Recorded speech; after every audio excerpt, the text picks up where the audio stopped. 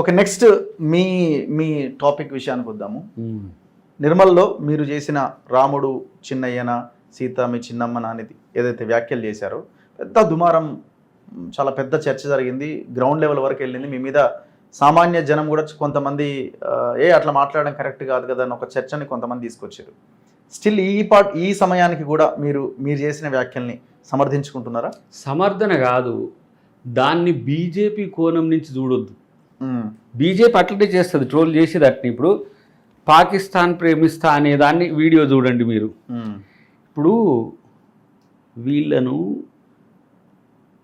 రాముని చిన్నయ్య లేకపోతే సీత చిన్నమ్మ అనేదాన్ని రామునికి వ్యతిరేకంగా సీతకు వ్యతిరేకంగా ఎట్లా ట్రోల్ చేస్తున్నారు వీళ్ళు. ఊకనే మూతికాడ వైట్ పెట్టుడు, దయాకర్ హిందువులను తిడుతుండే, నువ్వేమంటావు అమ్మా అని అంటే హిందువులను తిడుతుండే అక్కడ కానీ డామ్తుమని డ్యాజులు వస్తాయి. ఇవన్నీ బీజేపీ మార్పు. నాకు మనోడు శేఖర్ అని సగర సంఘం అధ్యక్షుడు చేసి, నాన్న మీరు చేసిన కామెంట్స్ ఇట్లా ఉన్నాయి, మరి ఇట్లా వస్తున్నది, మాకు ఇబ్బందికరమైన పరిస్థితులు వచ్చినప్పుడు నేను అప్పుడు వెంబటే వీడియో పెట్టిన. బీజేపీ తను రాముడిని ఓన్ చేసుకోవడాన్ని నేను కాదను, ఈ పార్టీ అయినా ఓన్ చేసుకోవచ్చు. రాముడు ఒక పార్టీకో ఒక మతానికో కూడా పరిమితమైన వాడు కాదు. సో ఆ పరిస్థితుల్లో మీకేం సంబంధం రా ఆయన, మీరే ఓన్ చేసుకుంటారు, అందరూ వాళ్ళు కదా. రాముణ్ణి కానీ కృష్ణుని కానీ శైవాన్ని కానీ నువ్వు వాడే హక్కు నీకు లేదు according to election commission. Election commission సరే ఉన్న పరిస్థితులలో సెంటిమెంట్స్ రగుల్చొద్దని సెంటిమెంట్ రెచ్చగొట్టినట్టు ఉండొద్దని కూల్గా ఉంటున్నది. ఆ పరిస్థితిని మాకు రాముడు మా చిన్నయ్య, మాకు పెద్దయ్య, నీకేంది అంటాడు. మరి నాకెవరు? ఓకే, వాళ్ళకేమో రాముడు ఏది మతం కాబట్టి కావచ్చు కాక, అసలు మా ఇంట్లో మొత్తం రామనే ఉంటుంది కదా. మరి మాకేమవుతాడు అంటే వాళ్ళు ట్రోల్ చేయడం బీజేపీని తిడితే రాముని తిట్టినట్టే, బీజేపీని తిడితే రాముని తిట్టినట్టు, మోడీని అమిత్ షాని తిడితే దేవుని తిట్టినట్టే. ఇది క్రియేట్ చేస్తారు వాళ్ళు. నేను చెప్పిన ఎవరో ఫోన్ చేస్తే, అన్నా మీరు క్రిస్టియన్స్ అడ కదా అన్నా మీరు అందుకని నా అయ్య పేరే రామలక్ష్మయ్య, ఓకే, మా అమ్మ పేరు జానమ్మ. సరే ఆమె క్రిస్టియనే, మా మమ్మీ క్రిస్టియనే, ఆమె కన్వర్ట్ అయింది. కానీ మా డాడీ రామలక్ష్మయ్య, ఆయన రాముని యక్షగానాల్లో రాముని పాత్ర, కృష్ణుని పాత్ర, అర్జునుడు, సత్యహరిశ్చంద్రుడు పాత్ర వేసి ఫేమస్ మా డాడీ మా ప్రాంతంలో. ఇప్పుడు నా కూతురు పేరు మా డాడీ పేరు ఉన్నది అనేది కాదు, ఆత్మజ రామని పెట్టుకున్నా. ఆత్మజ అంటే జనకపుత్రిక, ఆత్మ నుంచి జనించింది అనమాట, అంటే అంతే సీతారాం అన్నట్టే. ఓకే, మా ఇంకో పాప పేరు ముక్తాశ్రీ, అది అంటే స్వేచ్ఛ. కానీ మా చిన్నగాని పేరు కొడుకు పేరు జానకిరామ్ వినయ్, ఏజేఆర్ వినయ్. వాడు జానకిరామ్ అని పిలుస్తుంటే నా పేరు వినయ్ అని పిలవాలంటున్నాడు. నేనేమో మా మమ్మీ డాడీ నేమ్ కలిసి వస్తుంది కదా అని. ఇప్పుడు మా మమ్మీ కూడా, మా మమ్మీ వాళ్ళ డాడీ ఎప్పుడో డైవర్ట్ అయి ఉన్నప్పటికి కూడా మా మమ్మీ మా డాడీ ఎప్పుడు కూడా ఈ మతం విషయంలో ఎప్పుడు వాళ్ళు కొట్లాడు. నేను పోతే అంటుంది, ఎందుకయా వాళ్ళతో పంచాయతీ నువ్వే అంటే. మా ఇంట్లో ఎప్పుడు కూడా ఇది లేదు. ఇక అంతకుముందు వీళ్ళు ఏం చేసిండ్రు, దయాఖాన్ చేసిండ్రు కదా. ఇప్పటికీ మా సోషల్ మీడియా మిత్రుల్ని ఈ ట్రోల్ టీం చెప్తున్నా, నేను చివరికి ముస్లిం నా క్రిస్టియన్ తేల్చామంటున్నారు. ఓకే, దయాఖాన్ ఏమంటున్నారు?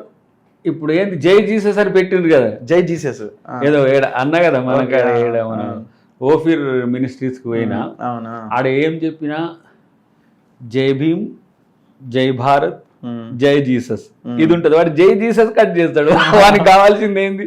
ఇప్పుడు దీంట్లో కూడా రాముడు మీకేమైనా చిన్నయ్య, సీత మీకేమైనా చిన్నమ్మ అన్నది కాదు కట్ చేస్తాడు అంతవరకే. అవును మాకు చిన్నయ్య నువ్వే ఈడేవాడు అన్నది వస్తాయి. అంటే వాళ్ళని టెంప్ట్ చేసే విధానం ప్రజల్ని ఎట్లా మభ్య పెడుతుంది బీజేపీ, లేకపోతే ఈ వాళ్ళ ట్రోల్ టీమ్స్. దాదాపు నేను అనుకుంటున్నా ఒక 1000 మంది పైచిలుకు ఉంటారు వాళ్ళ. నేను అనుకోవడం మీరు ఫస్ట్ టైం ఇంత పీక్ లెవెల్ ట్రోల్ ఎదుర్కొన్నాను. పాకిస్తాన్ ప్రేమికుడు వారం, ఇప్పుడు వారం ఆ రాజాసింగ్ తిట్టినప్పుడు ఒక వారం. అంటే బీజేపీని తిడితే మనం హిందుత్వాన్ని అన్నట్టే. నేనంటున్నా హిందూ మతం లేకపోతే హిందుత్వం, హిందూయిజం అనేది అది విశ్వజనీనం, ఏ ఒక్కనిది కాదు. నా పాయింట్ ఏంటంటే అసలు ఆ దాంట్లోకి వెళ్ళడం దేనికి? అసలు అంశాన్ని అక్కడ అన్నది ఏంటిది? ఒరే నాయన మేమే హిందువులం అంటుండ్రేంద్ర మీరు నాయన, మీరు అది పెట్టి చెయ్యొద్దు అట్లా. ఏమో మీ చిన్న అన్నట్టు చేస్తున్నారు, ఏంది ఇది కథ? అందరి వాడు కదా రాముడు, ఇది నా కాన్సెప్ట్. దాన్ని అమ్మ బీజేపీ వాళ్ళని అన్నాడు రా అంటే రెండు యాంగిల్స్ కూడా మీరు దాన్ని కంటిన్యూ చేస్తూ మోడీని కూడా టార్గెట్ చేశారు. ఇప్పుడు ఎక్కడ ఫీల్ అయ్యారని మీరు అనుకుంటున్నారు? వాళ్ళు మోదీ అమిత్ షా గారిని తిట్టడం వల్ల వాళ్ళ భార్య అన్న లైన్ ఒకటి తీసుకొచ్చారు. నేనేమన్నా అంటే రాముని వారసత్వం, రాముడు తన భార్యను కోల్పోతే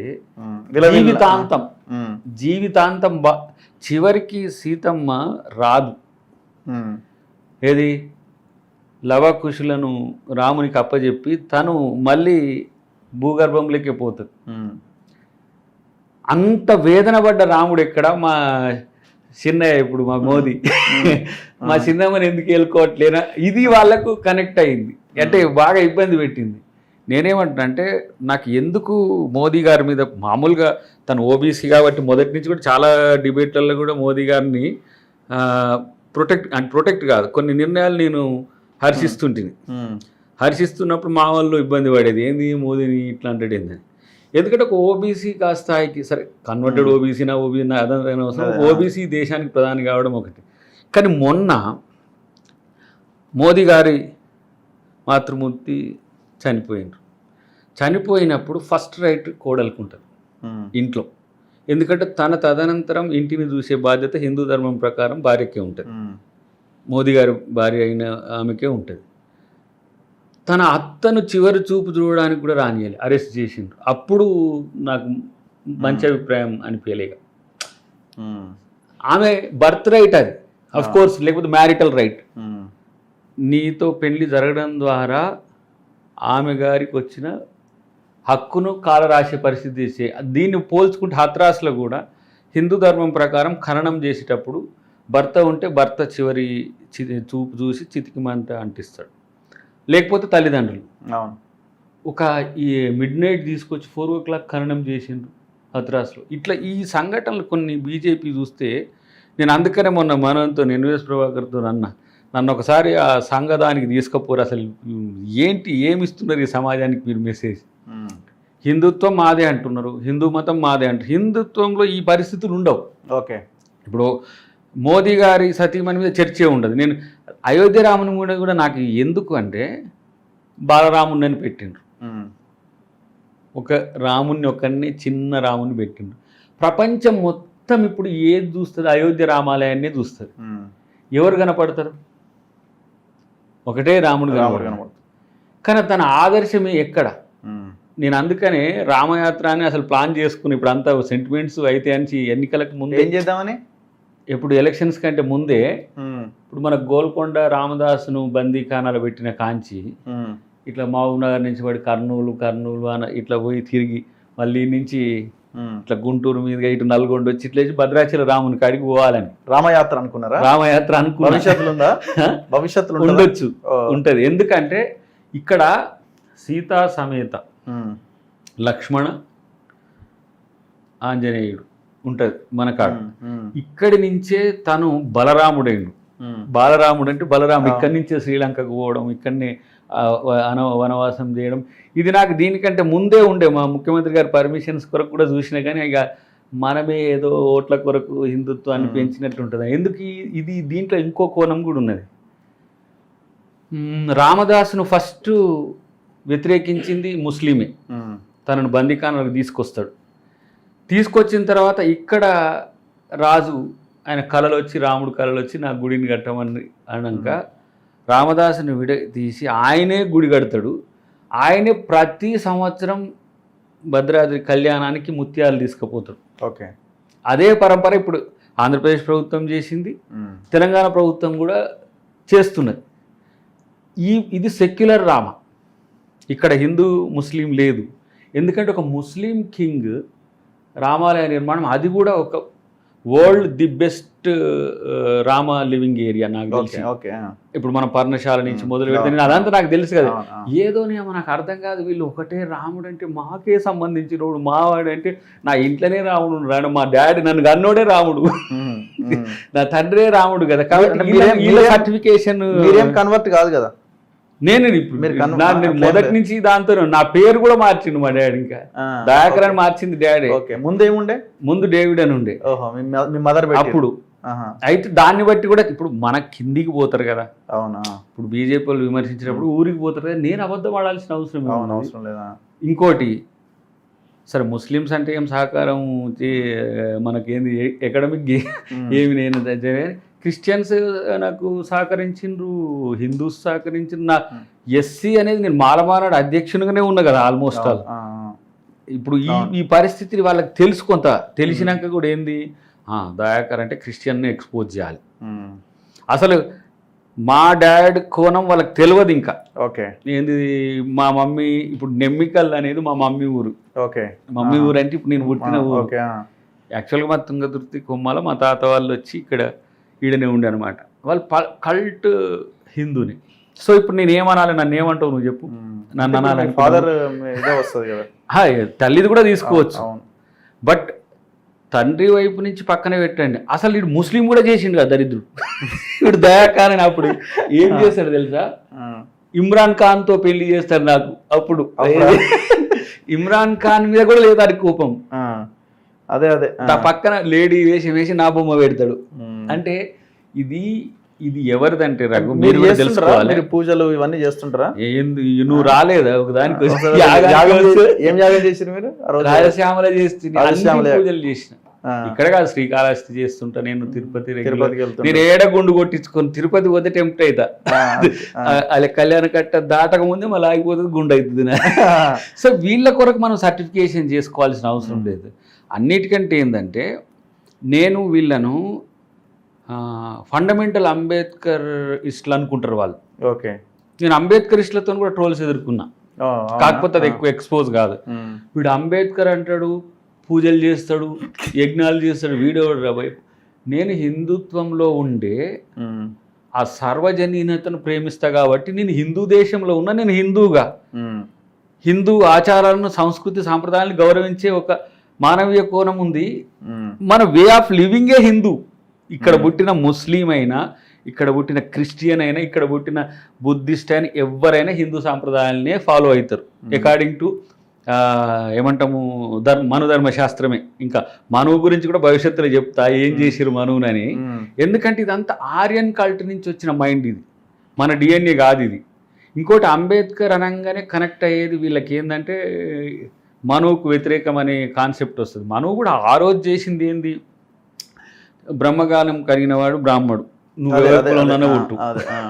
క్షాత్రం ఉన్నవాడు క్షత్రియుడు. నీకు దమ్ముని కొట్లాడుకుంటే దేశం నీదైందనుకో, ఒక రాజ్యం నీదైందనుకో, నువ్వే క్షత్రియుని. వ్యాపార కళ ఉన్న ప్రతి ఒక్కడు వైశ్యుడే అయిండు. వృత్తి కులాలు ఇప్పుడు మనం బీసీలు అనేది. కానీ దీంట్లో నేను ఒక అబ్జర్వ్ చేసిన కాల్స్ని, ట్రోల్స్ని, కింద కామెంట్స్ని చూస్తే మన బీసీ సోదరులు ఎక్కువ దీంట్లో వచ్చిండ్రు. చరిత్రలో ఆర్యుడు ఈ దేశంలో సామంతులైన బీసీలతోనే ఆక్యుపై చేసిండు ఇండియా. అవును. ఆర్యుడెవడు? బ్రిటిషోని మాదిరిగానే, మొఘళ్ళ మాదిరిగానే ఆర్యుడు కూడా ఈ దేశానికి వలస వచ్చినోడు. వాడిని పట్టుకోవట్లే మనం. వాడు చాలా పురాతనంగా వచ్చిండు. వాడు ఏం చేసిండు? స్లోగా ఇక్కడున్న బ్రాహ్మణుల యొక్క తెలివిని, ఎవరైనా సరే బ్రాహ్మణుల తెలివిని బట్టిండు, దాంట్లో పరకాయ ప్రవేశం చేసిండు, ఆర్య బ్రాహ్మణ అనిపించిండు. క్షత్రియులు ఎవరైతే ఉంటారో, రాజులు ఎవరైతే ఉంటారో వాళ్ళ దాంట్లో పోయిండు, ఆర్య క్షత్రియ అయిండు, ఆర్య వైశ్య అయిండు, అగ్నిహోత్ర హౌజులు వచ్చినాయి. ఇక్కడ ఏం జరిగిందంటే, నేను చరిత్రను చదువుకుంటే మన సినిమాను చూస్తే నీకు కొంత అర్థమైంది. ఈ దేశం కానివాడైనా ఆల్మోస్ట్ ఆల్ జర్మన్ అంటే సువస్తు నది తీర ప్రాంతం నుంచి వచ్చింది. వీళ్ళు ఇక్కడ వచ్చి మన వాళ్ళని విడగొట్టి చేసిండ్రు. పోయినాయి బీసీ రాజ్యాలే, పోయినాయి బీసీ కులాలకు ఏమైనా వృత్తులు వచ్చినాయి అంతే. రాజ్యాలు ఎగిరిపోయి ఏది గడ్డం గీకుడు, లేకపోతే బట్టలు ఉతుకుడు, నెయ్యాలే, పద్మశాలీల పంచాయతీ ఏంది. చివరికి పద్మశాలీలు అనేది పెద్ద రాజులు కదా ఇక్కడ ఈ దేశంలో. ఇప్పుడు యాదవులు ఇప్పటికి కూడా కింగ్స్గా ఉన్నారు కదా. వీళ్ళని బానిసలను చేసినోడే ఆర్యుడు. ఆర్యుని అంశతో ఆలోచించేటోళ్ళే ఇప్పుడు నా లాంటి వాళ్ళ మీద వ్యతిరేకత చేస్తారు. ఇప్పుడు నేను అంటున్నా, ఇప్పుడు ఈద్గా కనపడింది అనుకోండి, లేకపోతే ఎక్కడైనా ముస్లిం ఏదైనా పండుగలు కనపడ్డాయి అనుకో, పిలిస్తే పోతాం, వీళ్ళు పోరు. ఎందుకు ఇక్కడ మనం హిందూ ముస్లిం బాయ్ బాయ్ అని ఎందుకు వచ్చిందంటే కర్మ కొద్దీ ఏమైందంటే ముస్లిం ఇన్వేడర్స్ వచ్చినప్పుడు బీసీలనే కొట్టి ముస్లిమ్స్గా మార్చిండ్రు. ఎక్కడి నల్ల మొఖాలు ఎక్కడి ముస్లిమ్స్కు ఎక్కడో మిడిల్ ఈస్ట్ ఏరియాల నుంచి వచ్చిన వాళ్ళ వీళ్ళు క్రిస్టియన్స్ వచ్చిండ్రు. వాళ్ళు ఏం చేసిండ్రు, వాళ్ళ పరిపాలన కొరకు వీళ్ళు బీదలు ఉంటారు కదా, ఎస్సీ ఎస్టీ బీసీలు ఉంటారు కదా, వాళ్ళ కాలనీస్కి పోయి వాళ్ళకి ఇండ్లు ఇవ్వడం, వాళ్ళకి బట్టలు ఇవ్వడం, వాళ్ళకి ఇంత ముద్దుడు పెట్టేసరికి వాళ్ళ ప్రేమతో వీళ్ళు ఇటువైపు ఏమో గుడికి రానియాలి అంటరానితనంతో, అటువైపు ఏమో ఆర్థిక లేమి. రాజు మళ్ళీ ఆయన ఎవరు వచ్చిన ఆయన ఊకనే రాలేదుగా, ముస్లిం రాజు కూడా ఇప్పుడు కాసిం రాజు ఇలాంటి వాడు ఉన్నాడు, వాడు రాకముందే సుంతి చేసుకొని కూర్చున్నారు, వాడు రాకముందే బురకేసుకొని కూర్చున్నారు. ఎందుకు సచ్చుడు ఎందుకు, బతికిపోతే పోలా అని. అంతే. ఇప్పుడు ఇంతమంది ఉంటే ఇప్పుడు కాసిం రాజువి దీన్ని పాకిస్తాన్గా మార్చాలని చూసిండు, మధ్య పాకిస్తాన్గా. కానీ ఇక్కడ హిందూయిజం పోయిందా, ఇక్కడున్న చరిత్ర పోయిందా, ఇక్కడున్న హిందువులు పోయిండ్రా? అయితే దీనికి మేము ఛాంపియన్స్ అని వస్తారు వీళ్ళు, మా వాళ్ళు ఎవరు బీజేపీ వాళ్ళు. ఏం బాధపడకండి, కొంతమంది మాత్రం బాధపడ్డారు, ఫీల్ అయ్యిండ్రు. దయాకర్ లాంటి నుంచి ఈ మాటలు రావద్దని కోరుకున్నారు. వాళ్ళకి మాత్రం డెఫినెట్గా ఇంకోసారి అలాంటి ఏది కాంట్రడిక్షరీ రాకుండా చేస్తా. కానీ దాని పేరు మీద బీజేపీ రాజకీయ విమర్శలు చేయకుండా ఉండలేము. అది ఒక పార్టీ, బీజేపీ ఒక పార్టీ, మోదీ గారు ఒక ప్రధానమంత్రిగా వారికి ఇచ్చే గౌరవం ఉంటుంది. కానీ నేను అంటున్న ఒక మాట ఎందుకు ఆయన మీద కూడా అంటే, గిన్ని కోట్ల ఉద్యోగాలు ఇవ్వలేదు పక్కన పెట్టు, రాజ్యాంగాన్ని మారుస్తా అని అనేటోని మీద ఏం చర్యలు ఉన్నాయి, రిజర్వేషన్లు మారుస్తా అనేటోని మీద ఏం చర్యలు ఉన్నాయి? ఇలా ఇంత హింస ఇక్కడ జరిగింది, తెలంగాణ ప్రాంతంలో రైతులు చచ్చిపోయిండ్రు, ఇంత అన్యాయం జరిగింది. ఏం చేసిండు అమిత్ షా గారు? ఏమి ఇవ్వలే, ఓట్లు కావాలి, వాళ్ళకి రాజ్యం కావాలి. ఇంకోటి కేసీఆర్ గారి మీద కూడా అదే పగ ఉండే, రాజ్యాంగం మార్చాల్సిందే, ప్రెస్ మీట్లోనే చెప్పింది అన్న పరిస్థితి. రాజ్యాంగం మారుస్తా అంటే ఎందుకు, మాలాంటి వాళ్ళకి ఎందుకంటే, నేను ఫక్త్ పొలిటీషియన్ కాదు కదా, I'm coming from social moments. రాజ్యాంగం వల్లనే సమానత్వం అనేది కొంచెం సాధ్యమవుతున్నాయి. ఇప్పటికి కూడా అంటున్నారు కదా, దయాకర్ దళితుడు కాబట్టి దయాకర్కి ఏమి ఇవ్వలేదు ఇట్లాంటి. ఎందుకు వస్తున్నది ఆ చర్చ అంటే, పీడిత వర్గాల పట్ల కొంత ప్రొటెక్టివ్గా ఉన్నది రాజ్యాంగం. అది నేను మార్చనని మోడీ గారు అంటున్నారు, కానీ రేపు ఆయన చేతిలో కూడా ఉండదు. 400 దాటితే చెప్పలేము. ఆ పరిస్థితులు వచ్చినప్పుడు మేము రాజకీయ నాయకుల కంటే ఎక్కువ ఉద్యమకారులుగా మరో స్వతంత్రం చేయాల్సి వస్తుంది. చూద్దాం. సో మీరైతే ఇలాంటి కామెంట్స్ అయితే మళ్ళీ చేయనంటారు, చెయ్యొద్దు అనేది అందరూ పాలిష్డ్ కామెంట్స్ ఉంటాయేమో అంటే నా నుంచి ఎక్స్పెక్ట్ చేయరు రఘు వాస్తవంగా. బట్ నేను నెగిటివ్ అవ్వలేదా? నెగిటివ్ ఇప్పుడు నేను మాట్లాడే తప్పంటే వాళ్ళకి బూస్ట్ అవ్వలేదా? వాళ్ళకి బూస్ట్ అయిందని వాళ్ళు అనుకుంటారు. నేను రాజకీయంగా కూడా దీన్ని ఎక్కువ వాళ్ళకి పాజిటివ్ అయింది అనుకున్నాను. కానీ ఒకటి మాత్రం చెప్తా, ఇక్కడ ఇప్పటి నుంచైనా కేవలం మతం కాదు, మమ్మల్ని కూడా ప్రభుత్వాన్ని విమర్శించండి. మీరు అభివృద్ధి సంక్షేమాన్ని మా గురించి, ఎస్ మా ముఖ్యమంత్రి గారు అన్నట్టు మతం గుడిలో ఉంటే గుడిలో ఉంటుంది గుండెలో ఉంటుంది, కానీ రాజకీయం కావద్దు. అది ఎవరికి సొత్తు కాదు. రాముణ్ణి అవమానించొద్దు. రాముడు కాదు, ఇప్పుడు శైవం ఉంది, వైష్ణవం ఉంది, అది పెద్దగా ఎప్పుడైనా చర్చ పెట్టుకుందాం. కానీ ఇంత 3 కోటి దేవతలను అందరూ కూడా ఏకమై పూజిస్తారు. మీరెందుకు డిఫరెన్షియేషన్ తీసుకొస్తున్నారు? సో మీకు ముస్లిం వ్యతిరేకత ఉంటే ముస్లిం వ్యతిరేక మత ప్రచారాలు చేసుకోండి ఆధ్యాత్మికత. కానీ రాజకీయాల్లో పెడితే ఏమైందంటే, మెజారిటీ మైనారిటీ పోలరైజేషన్ వల్ల ఇప్పుడు నిన్న ఏంది ఓల్డ్ సిటీలో ఎంత ఉద్రిక్తత అయింది. ఇప్పుడు వారు ఎవరు అసదుద్దీన్ గారు వర్సెస్ మాధవీలత. సో ఇంతకు మీరే మాట్లాడమన్నారా? మీరు మాట్లాడింది మళ్ళీ నిర్మల్ పోయి మాట్లాడారు, అక్కడ ఎట్లుంటుందో అంటే నేను కాన్సెప్ట్ నా మైండ్లో ఉన్నది అనేది పార్టీ విజన్ కూడా ఉంటుంది. కానీ ఈ అర్థం చేసుకోవడంలో ఒకటి సోషల్ మీడియాలో వీళ్ళు చేసే ట్రోల్స్ గురించి, అది వాళ్ళ పట్ల పిటి. అదే ఒక్కొక్కడైతే పాపం అరే మీరు రామ్ భక్తులు అని చెప్పకరా రాయన అని చెప్పిన ఆ పదాలు, ఆ ట్రోల్స్ బండబూతుంది. ఇవన్నీ దేనికి? దీనికి రామునికి ప్రభ తెచ్చేది కాదు, హిందూ మతానికి ప్రభ తెచ్చేది కాదు. నేను ఇప్పటికంటున్నా, వాళ్ళు ఏదైతే జై జీసస్ లేకపోతే ఇంతకుముందు పాకిస్తాన్ ప్రేమికుడని ముస్లిం చేసారు, నేను అందరి వాడిని. నేను హిందూగా ఉంటా, హిందూగా ఉండి ముస్లింను ఇష్టపడతా, హిందూగా ఉండి క్రిస్టియన్ ప్రేమిస్తా. ఎందుకంటే మనమందరం ఒకటే, భారతీయులం. ఈ భావన యునైటెడ్ స్టేట్స్ ఆఫ్ ఇండియాలో రాజ్యాంగం చెప్పింది ఇదే. లౌకికత్వం అంతా కూడా ఇదే. కుహాన లౌకికం అంటారు వీళ్ళు. ఏదో సెక్యులరిజం అంటే మన మతాన్ని ప్రేమించడం, ఇతర మతాల పట్ల గౌరవంగా ఉండడం, ఇది పాటిస్తే చాలు.